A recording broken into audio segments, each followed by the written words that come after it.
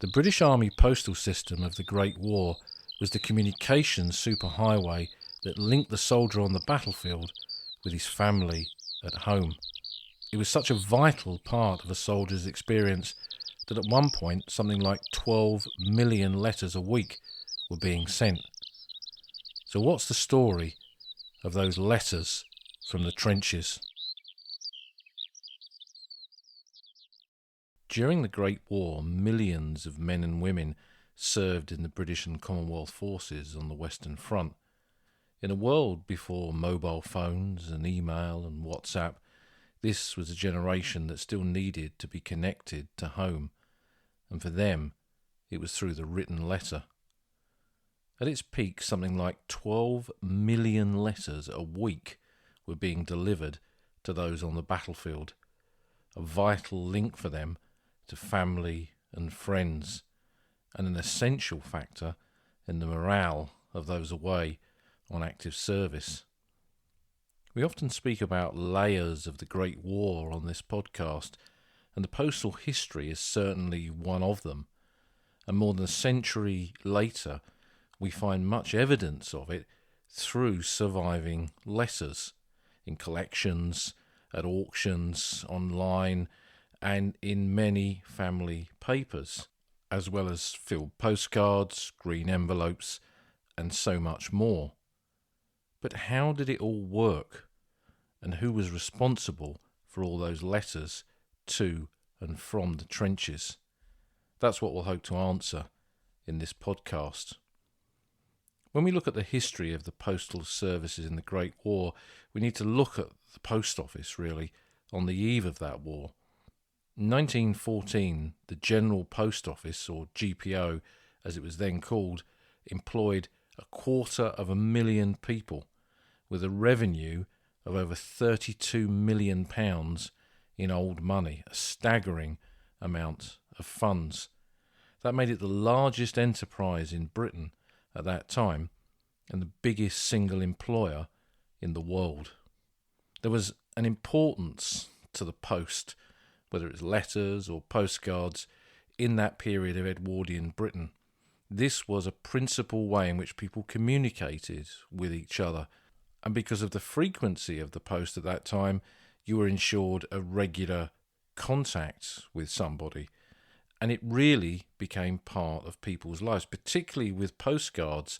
The Edwardian period was a period of picture postcards, when photographers went out and photographed streets and churches and towns and villages, when all sorts of imagery was put onto postcards and people collected those and they used them to send messages to family and friends and their wider social circle.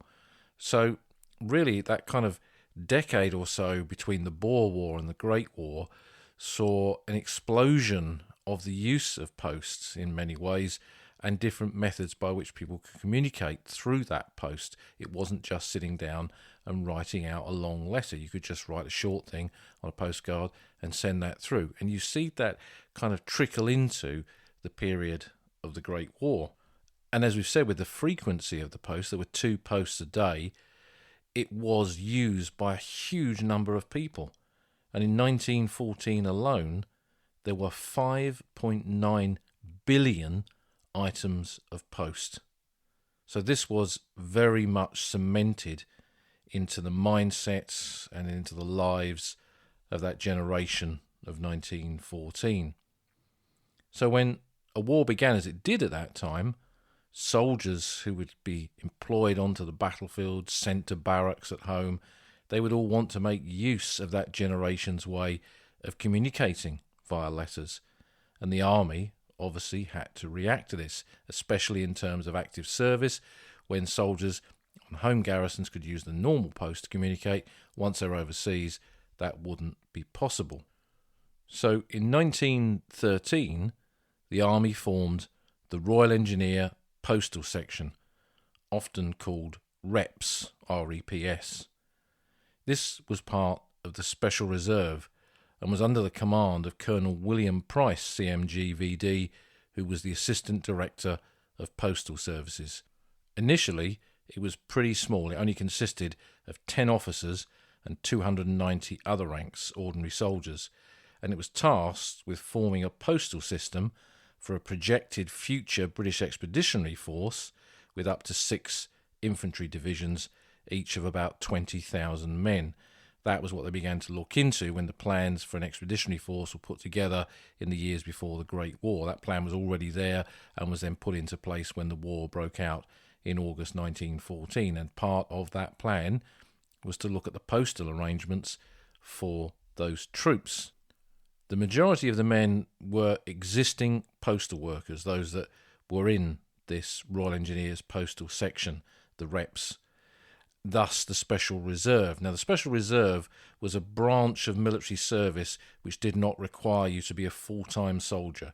You could register for military service, you'd be given your basic kind of training in the role that you were going to do in terms of the military side of it, but these men were going to employ skills that had been developed in civilian life while working for the General Post Office. And being in the Special Reserve, they could continue to be GPO workers and then would be called up by the army as and when required in time of war. And of course that time of war came with the outbreak of war from a British perspective and Empire Commonwealth perspective on the 4th of August 1914. But that plan that they developed and what was eventually put into place in that early month of the war was the proposal to form the following units which would be deployed overseas in time of conflict. There would be one main base post office, BPO, one advanced base post office, 2 stationary post offices, and then for each division that would be employed within that expeditionary force, there would be 3 field post offices at different levels of those formations. And this network of post offices from a central core out to the far reaches of the battlefield would both send posts to those men and then receive posts from those men and send it back to home, back to Britain. The reps went to France in August 1914, and as the routes across then in that early phase of the war was largely via Southampton to Le Havre, the base post office was set up at Le Havre itself, the advanced base post office at Amiens, and the stationary post offices at Boulogne. And again, this immediately using these key locations. So you've got a port, Le Havre, with good rail links, and then inland you've got Amiens, which sat at a main rail junction, and Amiens would remain vitally important to the Allied railway supply route for the rest of the Great War, which is why in 1918 the Germans were very keen to overrun it. But from Amiens you could go up into northern France and off to eastern France and down towards Paris. And then with Boulogne you had a secondary route potentially to get mail to and from across the Channel. So this set up a kind of structure. And the whole history of this Royal Engineer Postal Section is a fascinating subject. And a good website to glean more information about this is Chris Baker's Long Trail. And I'll put a link to the page relating to the history of this unit onto the podcast website. From the very beginning, London became the beating heart of the Army postal system. Its headquarters was at Regent's Park, and all letters to troops were sent from there. By 1918, a facility which had just had a few rooms initially was expanded to 5 acres of buildings and had dealt with 2 billion letters during the war and 114 million parcels, a staggering amount of posts which reflects the growing size of the British Armed Forces during that Great War period. But in this early stage of the conflict, soldiers were at that point required to pay for the letters that they sent home. So when they were on active service, they had to pay for the post, just as those sending them back home obviously had to pay to send to men on active service. This amount was subsidised to a penny when it was usually twopence to send a letter back to Britain from overseas, but fairly quickly into the conflict, the Postmaster General decided that this was unfair to the men who were risking their all on active service, so he decided that all post from those who were overseas would now be free to the servicemen and women concerned. And that meant that they never had to have any money to contribute towards sending a letter back home. If they wanted to write to their mother, their brother, their sister, their father, their uncle, their sons and their daughters, whoever it was, it didn't cost them anything, because the benefits from a morale point of view to enable soldiers to be able to contact and speak to and link back to their family like that was vitally important, something that continues within the forces in different mediums, of course, to this day. Once items were received at that London depot, if you like, they were dispatched to Southampton, again because of that route across that the bulk of the British forces were using in that early phase of the war. So they were dispatched to Southampton and then by ship to Le Havre, and then onwards to the base post office. Here they were sorted and then sent on to Amiens, that key rail junction, and then there they were shipped to the divisional railheads of the British Expeditionary Force. The motor transport units of the Army Service Corps, which were the units within each division that was responsible for resupply, and we've looked at that in some previous podcasts on feeding the British soldier in the Great War. Those units were the ones who took on the responsibility to carry that post to the forward position so it would reach the actual soldiers it was intended for. And when it got to the field post offices, after that it was by hand up to the forward battlefield positions, and then they would be distributed to individual units, later by what were called post corporals. These men would be the ones handing out the post from home to those within their unit. Posts then went back home from the soldiers at the front line, back to their families via the same routes, back via the field post office, back to Amiens, back up to the coast, and then back Southampton to London. But the war of movement that the War of 1914 was, that war that everyone had prepared for before the Great War, which was put into play with mobile battles and sweeping flanks and open fields, that took the Expeditionary Force over a wide area, over 200 miles from Mons down to the Marne and the fighting on the Aisne, and then they moved in October 1914 up to northern France. The movement of all those troops, not a static front at that point, posed great challenges to the reps, to the Royal Engineers Postal Section, and their ability to keep up with the movement of the post so it caught up with the men on the ground.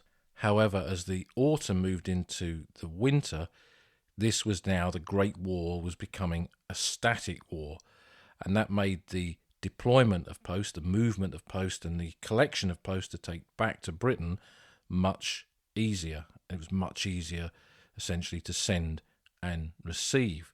But the first Christmas of the war further stretched the postal personnel who were available and the resources that they had, when the amount of post in the lead up to that first Christmas on active service increased by an incredible 90%, and the staffs of the Royal Engineer Postal Section increased themselves now to 1,500 officers and men, and they were given an additional 44 lorries to assist in the movement and delivery of the post in the field. The speed of postal delivery, even in this early period of the war, could often be quite staggering compared to modern times now. And in the Burgoyne Diaries, which is one of those Great War memoirs that I recommended at one of our podcast supporters evening, he was an officer in the Irish Rifles, and he served in Flanders in the 1914-15 period. And that book, the Burgoyne Diaries, which has now been reprinted, is a really good account of that period of the war. And in part of that account that he wrote, he says, referring to some of the posts that caught up with them, he said, "I got 3 letters posted in Ireland on the 26th of December, and then in England on the 28th of December this afternoon, so letters are reaching us as quickly as if there was no war. It is really rather wonderful." So letters were arriving at these men on active service only a few days after having been posted in the towns and cities and villages where they came from. As it was clear that the war would almost certainly remain static once the Western Front, those 450 miles of trenches, had been formed during that first winter of the war in 1914-15, and it was clear that the size of the army was growing with the deployment of the regular forces and then the arrival of territorials and then eventually Kitchener's army, the new army, as the war progressed. It was clear with all of this that there would be more and more postal demands on the Royal Engineer Postal Section. So in 1915, there was some rearrangement of the postal system on the Western Front. The base post office was moved to Boulogne so that mail could now be brought from London to Folkestone. The route from Southampton to Le Havre was not as popular, not as well used in that next period of the war, and it seemed more logical to move post a shorter distance from London to Folkestone and then that short hop across the channel from Folkestone to Boulogne. But that didn't mean that Le Havre wasn't used, it was just used for parcels. They decided to split the types of post that were used, so letters and postcards and small post, that went from Folkestone to Boulogne, and the parcels went to Le Havre, and they would be dealt with from there. They also worked on the delivery time of all mail, which was, as we've said, remarkably quick, but they managed to reduce that even more by about 36 hours in delivery time, meaning that in some cases, it is recorded, officers at headquarters, for example, could get newspapers published in London that morning, sent over, and they would be reading them the same day. Quite incredible, really. Postal lorries came into use as well, and these operated in the motor transport sections of the Army Service Corps supply columns, as we've said, but now rather than put the post in with the bully beef or the rum jars or whatever it was, they would have separate lorries now just for the post, and these would then proceed towards the forward area of the battlefield to send that to the field post offices so it could be sent to the men in the very front line, in the trenches that had now been dug across the landscape of the Western Front.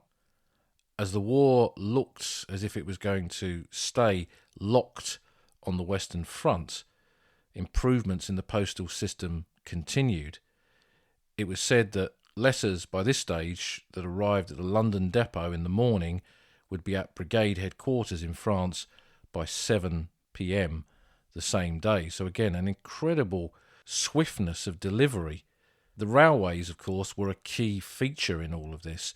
We've often spoke about the whole idea of war by timetable, the employment of railways in the Great War, and as well as the movement of men and supplies and ammunition and everything else, they were used to move the post from the very beginning, from Le Havre to Amiens and outwards. But now it was becoming even more important as the whole infrastructure behind the Western Front was built upon. Britain, as we've said many times on this podcast, built on that infrastructure from the very beginning and continuously expanded it throughout the war. By 1916, the system was working at top proficiency, and a stationary post office, for example, could handle around 30,000 letters a day. This reflects the size of the army too, because more and more men being recruited in the initial stage through volunteers, then being employed onto the battlefield. That would mean more and more men would want to send and receive posts. So the whole kind of infrastructure had to be there to cope with this ever-expanding demands on the postal service. By the end of the Battle of the Somme in 1916, with the first conscripts arriving on the front line and the size of the army growing again, something like 10 million letters from home were being delivered in France each week, even at that stage, halfway through the war. Going back the other way, 5 million letters and postcards and 1 million parcels were being sent each week by Tommies in the trenches. This was reflected also in the growing size of that London postal depot, which expanded greatly throughout the rest of the war and had by 1918, for example, over 2,000 women working within that depot. So it changed the whole kind of concept of the way post within the army, within the armed services, was used and delivered and received, but also the whole nature of who did that work changed with the employment of women in that final phase of the Great War, reflecting so many other aspects of the conflict in terms of the service and deployment of women in so many key positions in that road to victory in 1918. If London was the beating heart of the whole system, on the actual battlefield, the heart there was the field post office. But this wasn't a building. The field post office wasn't like a shed or a Nissen hut or a structure or an old farm building took over. It wasn't a bunker. It wasn't a dugout. What it was, the field post office, was a box with human servants, the post corporal and his staff, as described in this account of 1918. A field post office is primarily an iron box, not a building, a black, heavy box under the care of a corporal and 2 sappers. The box holds postal orders, stamps, cash, lead seals for mail bags, rule books, and scores of other items, not forgetting the red and white flag of the office. This box may be lodged anywhere, in an open field, a barn, a stable, a tent, a cellar, a dugout, or a chateau. But wherever it is dropped, there is a field post office. So the whole postal system of the Great War on the Western Front was the key means in which soldiers, especially in the later citizen army of volunteers and conscripts, felt connected to the wider world and the family they had left behind. It was in effect the email network of those times, men knowing that they could get and receive post and remain in touch with those that they loved, a massive factor in the morale of those troops on the front line in those vast armies that Britain and the Commonwealth formed during those 4 years of the conflict. So we've looked at some of the history of this. What were the types of post that soldiers could send and receive during the Great War, and what were the restrictions?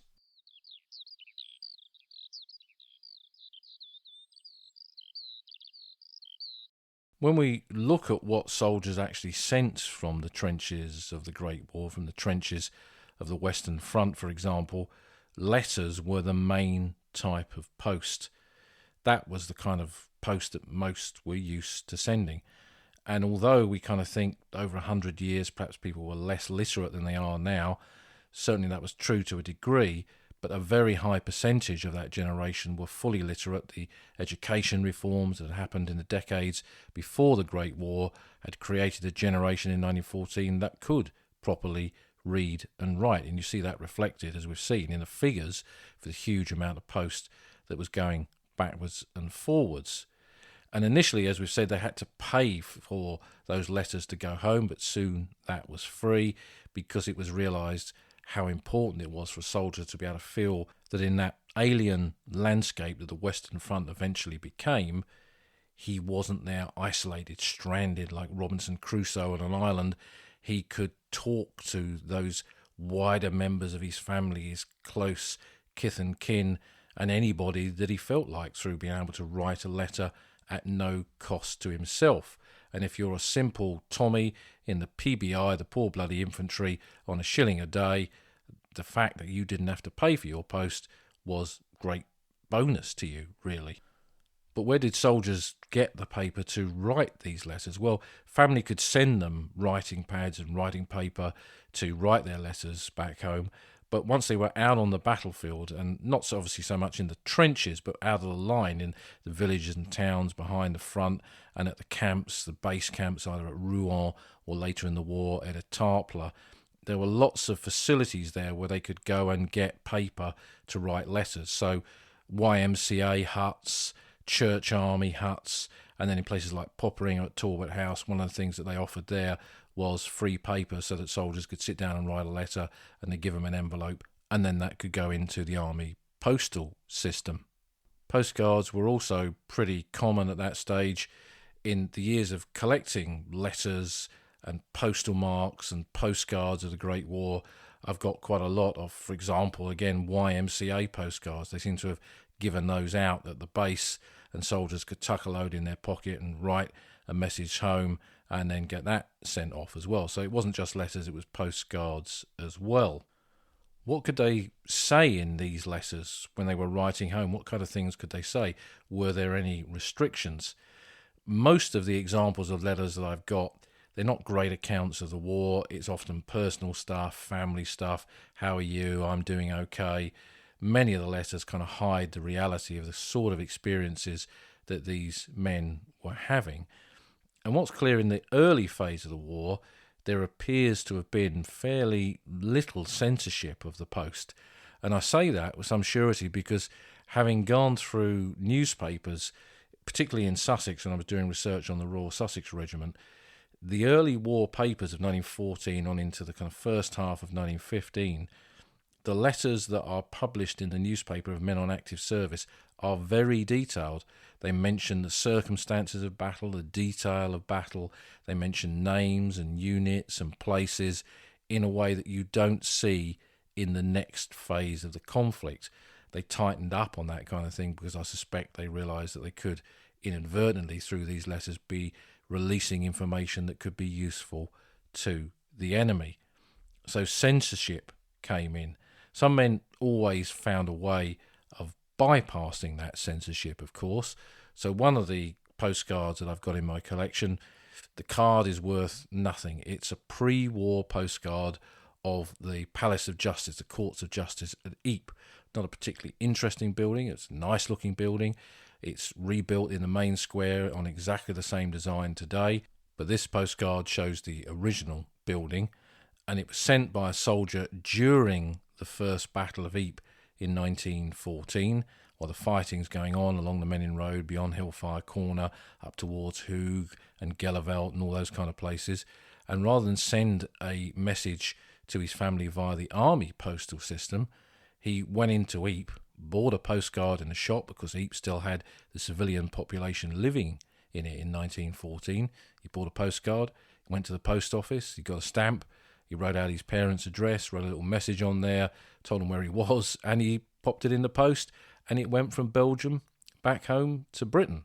So that was a way of doing it. Now, later in the war, that I know that wasn't possible. Soldiers were not allowed to put things into the local post, and I think there was some kind of agreement that stopped posts like that going back to Britain so that soldiers couldn't circumvent the censorship system. But censorship was introduced, and field service regulations stated that no reference was to be made, and I quote, to plans of future operations, whether rumoured, surmised or known, to organisation, numbers and movements of troops, to the armament of troops or fortresses, to defensive works, to the morale or physical condition of the troops, to casualties previous to the publication of official lists, to the service of maintenance, or in the case the writer is one of the garrison of a besieged fortress, to the effects of hostile fire.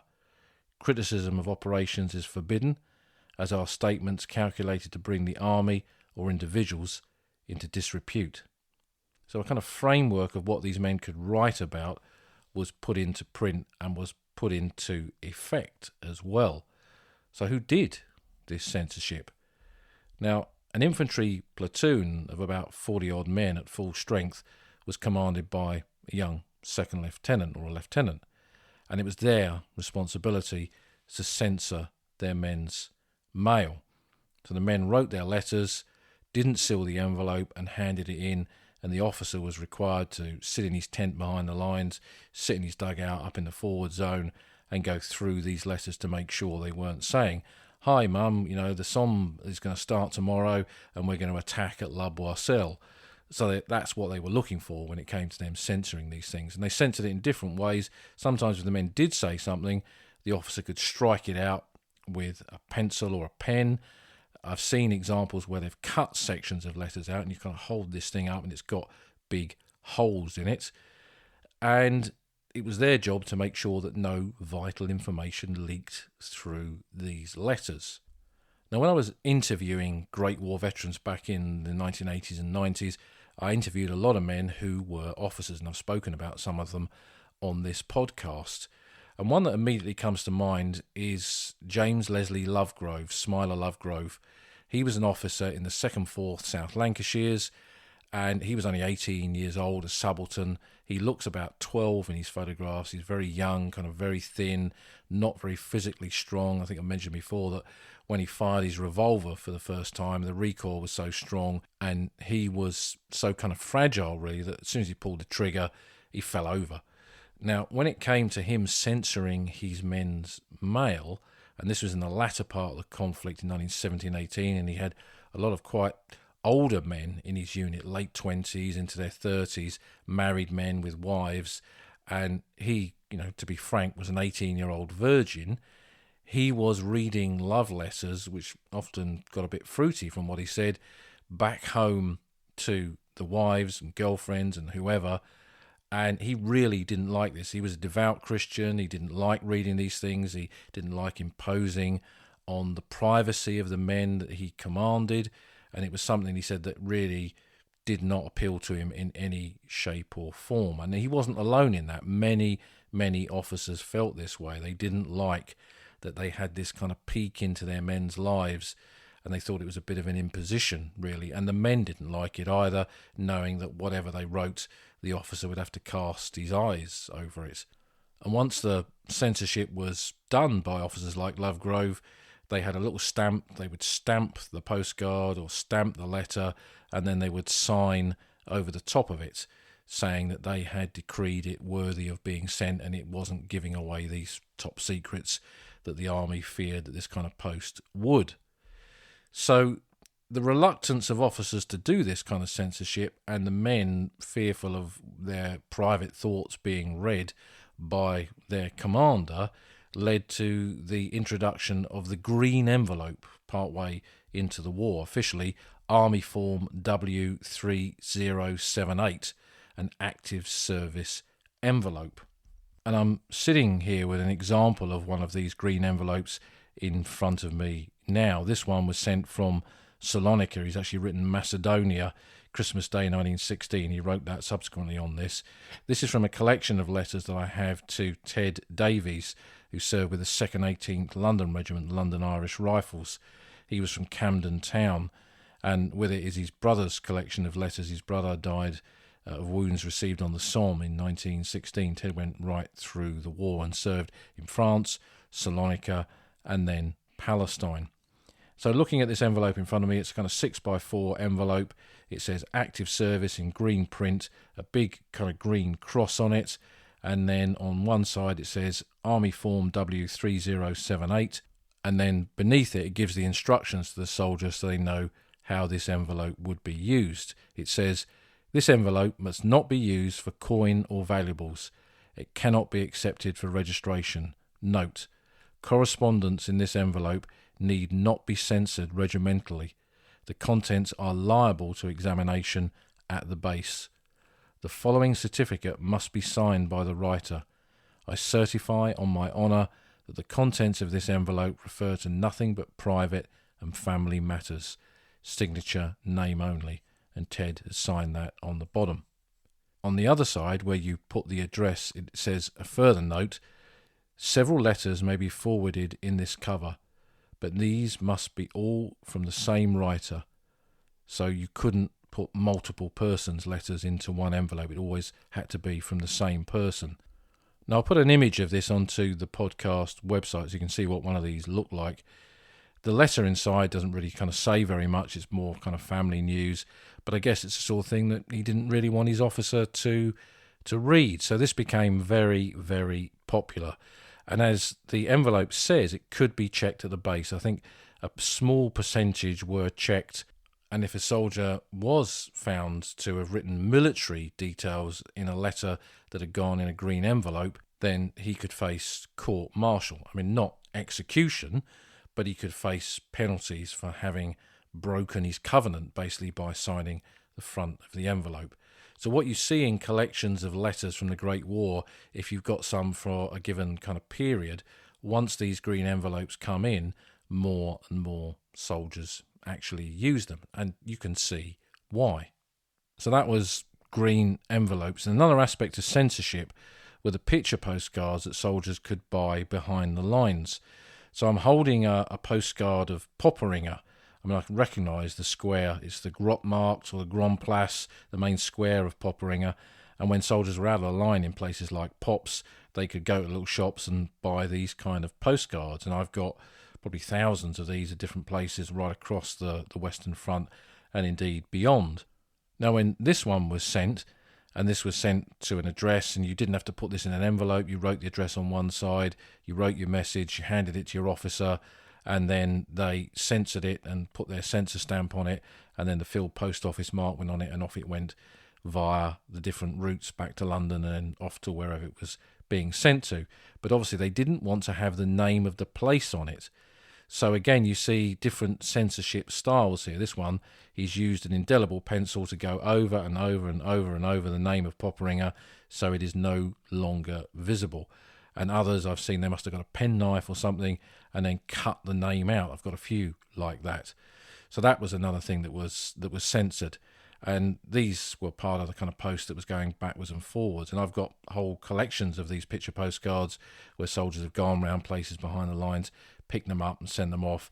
Now, obviously, if they survived and come home, they knew what these different places were, but the people back home wouldn't have a clue.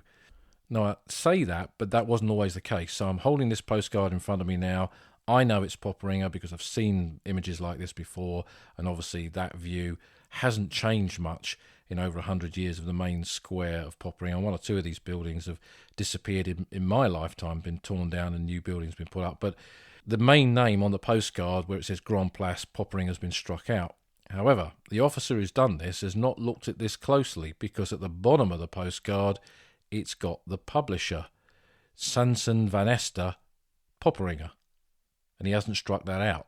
So that's kind of a Blackadder-esque moment where the officers put great pains into striking out the name of Popperinger, but not noticed that the name is repeated at the bottom of the card against the name of the postcard publisher.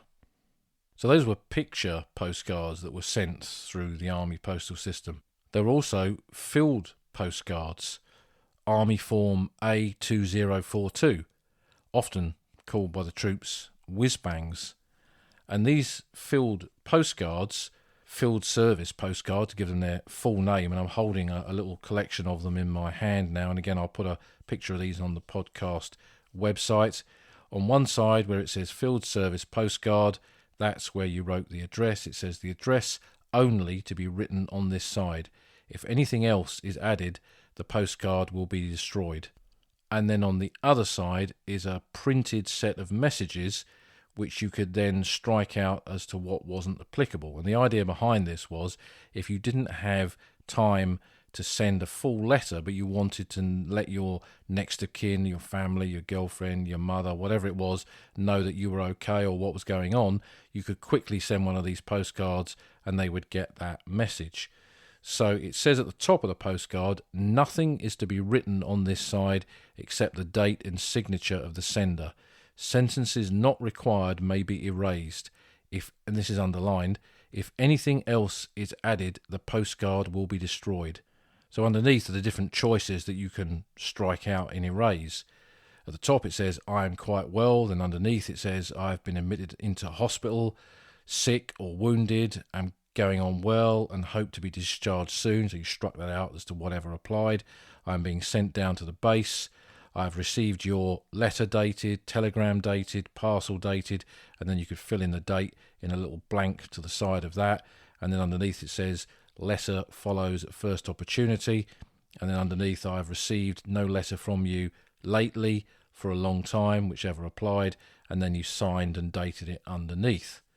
So this is a little collection sent to a family in Farnham in Surrey. And these are from the kind of 1917-18 period, and for a long time having collected these, most of the ones that I had were 1916, 1917, 1918, and I didn't think that they had them early on in the war. But then I picked up one, and I'm holding that in my hand now, a slightly different print style on it, but one that was sent to Mrs. Belcher at Willow Walk High Street in Sydenham in London, and this one is dated 23rd of October 1914. And it's a similar kind of thing, nothing to be written on this except the date and signature, etc.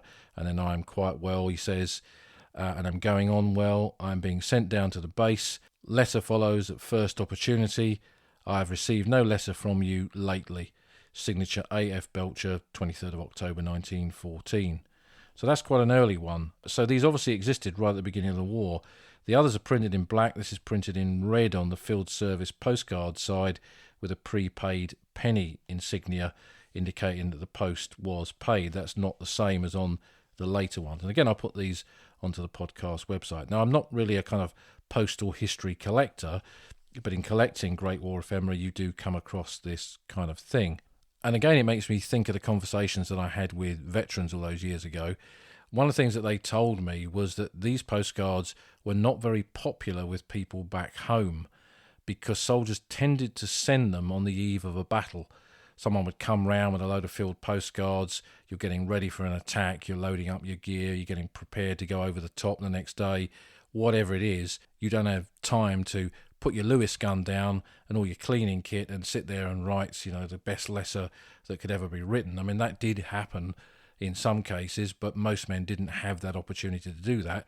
And the postcards were a quick way of sending off one of these whiz-bangs, as the men called it, to the folks at home to tell them you were okay. And perhaps if you knew you were going over the top, you thought this could be my last chance to send them a letter.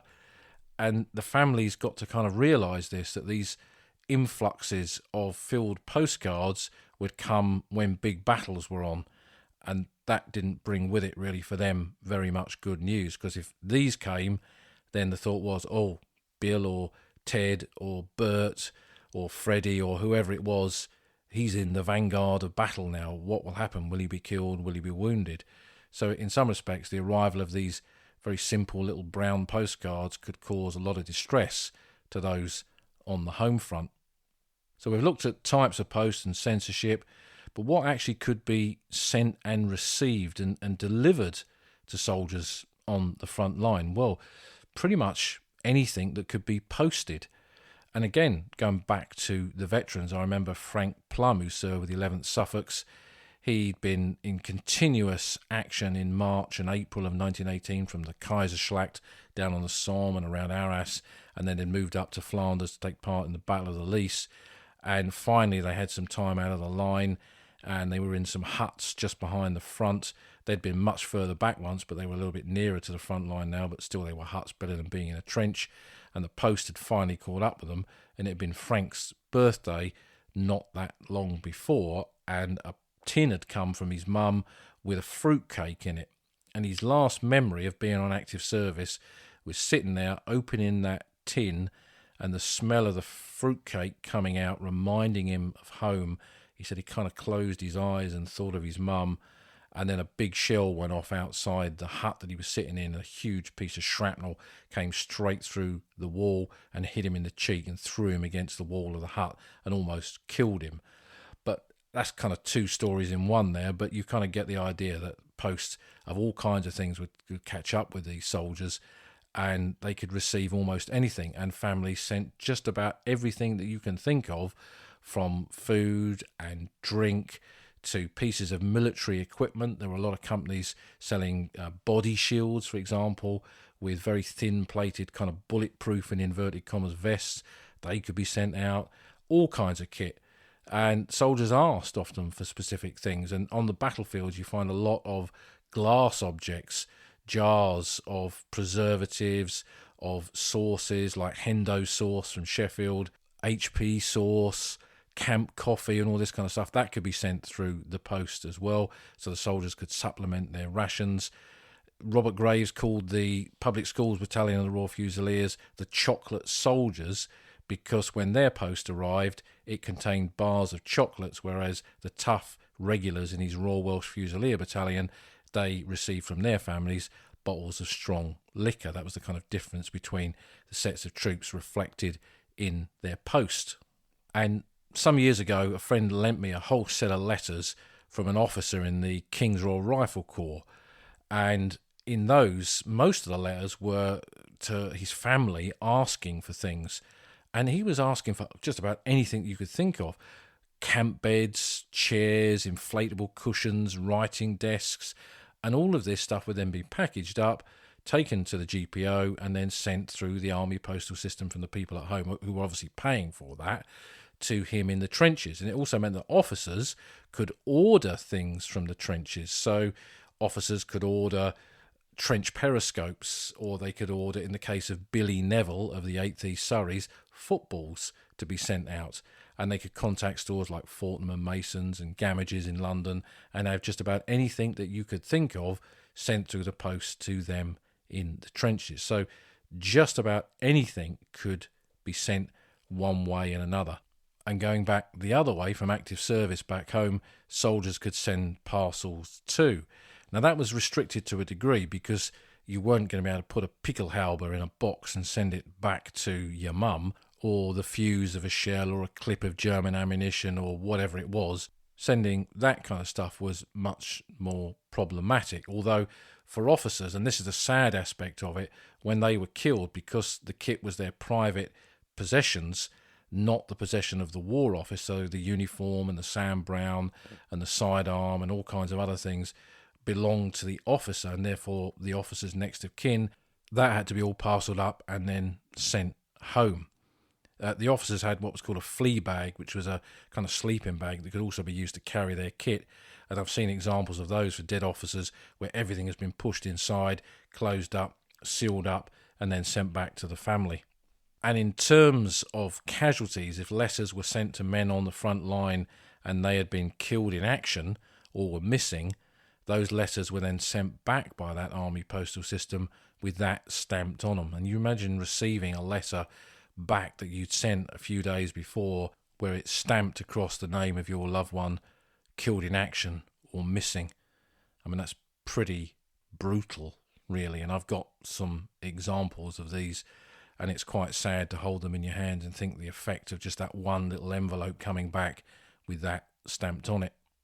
Now, it's over a century since the Great War, and the last of the mail has long since been delivered, as it were, but the kind of echoes of the mail occasionally do return.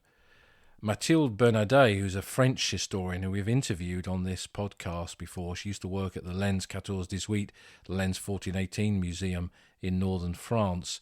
She was contacted during the kind of lockdown period during COVID when a Frenchman had bought a house in Neuilly-les-Mines, a village just behind the British front line on the Loos battlefields in northern France, and he'd lifted some of the floorboards and he'd found some English letters in there, or letters that were in English, and he'd brought them for her to translate. And they were from a soldier who'd been billeted there, had read these letters from home, received these letters from home, possibly didn't want to take them into the trenches in case he lost them, so he stashed them under the floorboards, thinking he was going to come back to that billet in Neuilly-les-Mines to retrieve them, but he never did. And he went on to be killed at the Battle of Arras in April 1917. He's buried in Tilloy Cemetery, just east of Arras. And that story made it into the press at that time and even onto television and radio, I seem to think. But it kind of shows that those fragments of a soldier's life, those important letters, they are still out there and they do still turn up. And in the brocants, the kind of flea markets and car boot sales, when I lived in France, occasionally things like that would turn up. So again, it's another example of the pages of the Great War never finally, ever finally being turned. So we've looked at the kind of type of post and censorship. What about post on other fronts aside from the Western Front?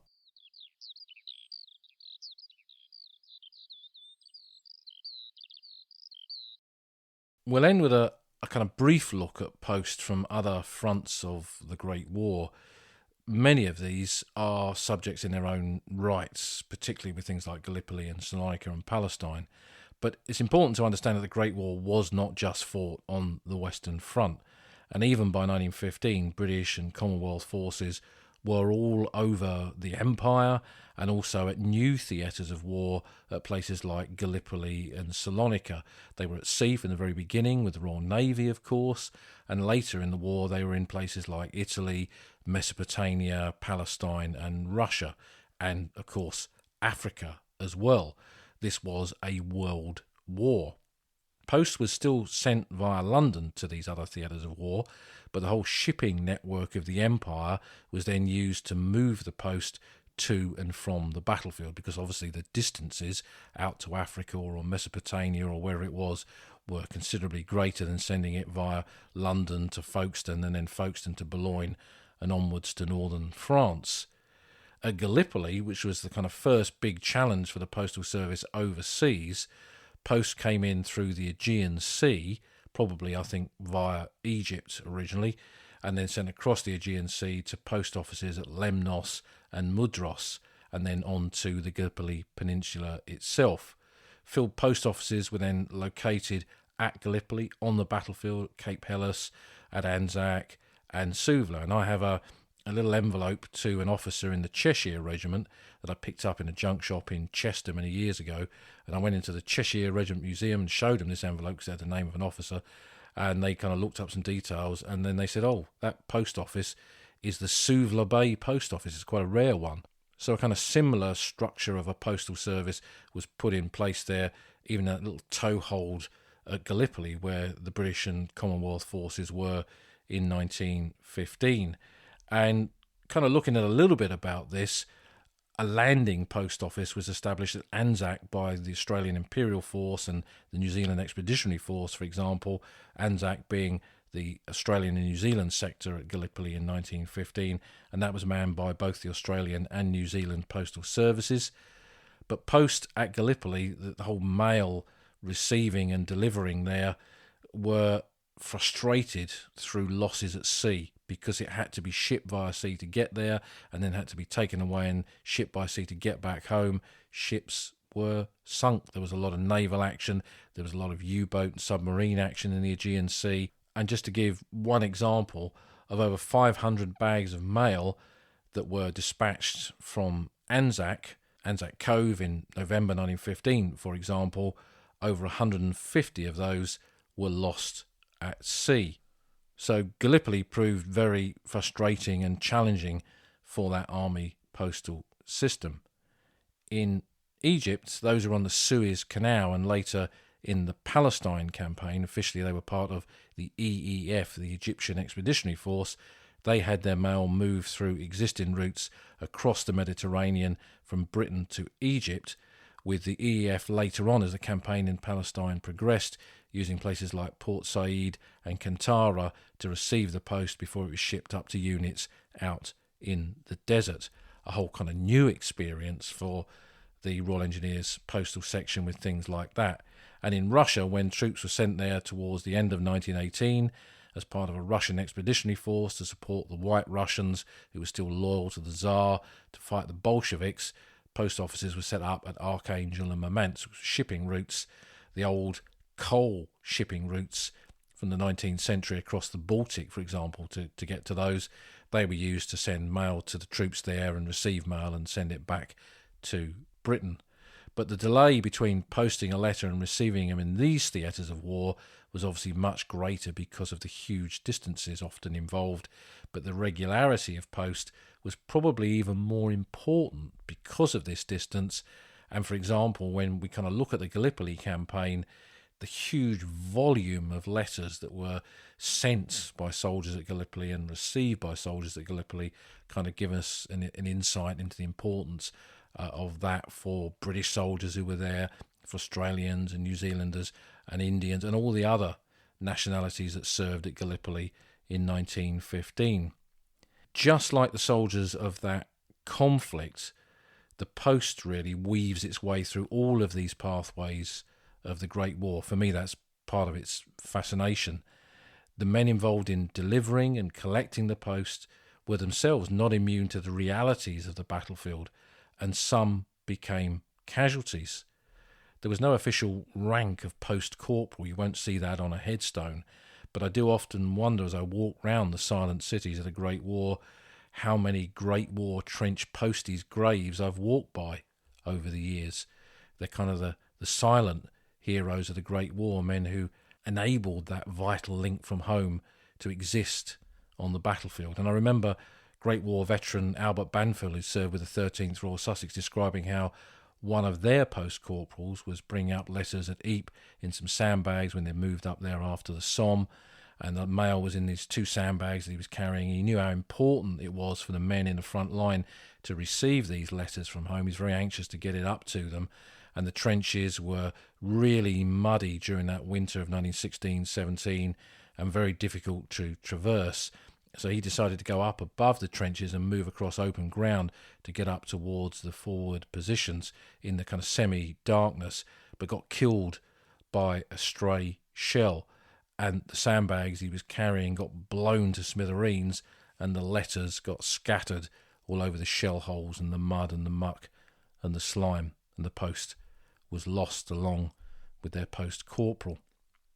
The posts that link that generation to home and to family and all that they love, the billions of letters that pass to and from the trenches, often give voice to the experience of war, the human fears that those soldiers had, and the frailty, really, in many respects, of being so far away from the home and the life that they'd known in what was often to them an alien landscape. You think of the Western Front, you think of Gallipoli and Mesopotamia, places that they'd only kind of read about in books, and there they were serving there, and the letters were the link to the real world that they'd once known, the old world.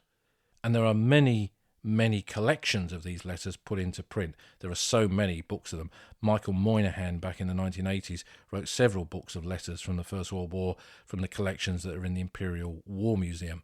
And if this is something that interests you, it's really worth seeking those out. But the words that were written in those letters, the posts that were sent, those tactile paper sheets, really forever bond us to those years of war, bond us to those men who held them in their hands and in many cases kept them. Ted Davis, this collection of letters sitting alongside me now of his service in the London Irish Rifles, he kept the whole lot and he wrote annotations on them. It meant so much to him. And those little scraps of paper received in the midst of battle as shot and shell went off around them, this was not just the correspondence they'd once had with family of old and those that they loved and cared for and cherished, the very reason, perhaps, that they were fighting. It was much more than that.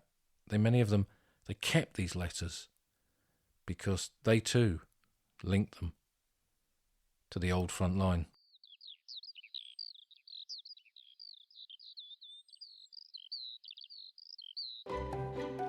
You've been listening to an episode of The Old Front Line with me, military historian Paul Reed. You can follow me on Twitter at Somcor. You can follow the podcast at Old Frontline Pod. Check out the website at oldfrontline.co.uk, where you'll find lots of podcast extras and photographs and links to books that are mentioned in the podcast. And if you feel like supporting us, you can go to our Patreon page, patreon.com/oldfrontline, or support us on Buy Me a Coffee at buymeacoffee.com